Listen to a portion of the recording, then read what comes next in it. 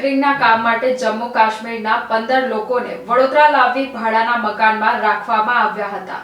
આ અંગે મકાન માલિક સામે ગુનો દાખલ કરવામાં આવ્યો હતો। એસઓજીને માહિતી મળી હતી કે વાડી ખાટકીવાડ પાસે પાંજરીગર મહોલ્લામાં રહેતો મોહમ્મદ વસીમ યાસીન મિયા શેખે તાંદલજા જમજમ પાર્ક પાસે ખ્વાજા ગરીબ નિવાસ ખાતે મકાન છે। તેના મકાનમાં કેટરિંગના કામ સાથે સંકળાયેલા જમ્મુ કાશ્મીર રાજ્યના મજૂરોને રાખ્યા છે, જેથી પીએસઆઈ એસડી રાતરડાની સૂચના મુજબ સ્ટાફે ઉપરોક્ત સ્થળે જઈને તપાસ કરી હતી। ચેકિંગ દરમિયાન જણાઈ આવ્યું હતું કે જમ્મુ કાશ્મીરના 15 લોકો ભાડાના મકાનમાં રહેતા હતા। મકાન માલિકે આ અંગે સ્થાનિક પોલીસને જાણ કરી ન હતી, જે અંગે જેપી રોડ પોલીસ સ્ટેશનમાં મકાન માલિક સામે ગુનો દાખલ કરી વધુ તપાસ હાથ ધરી છે।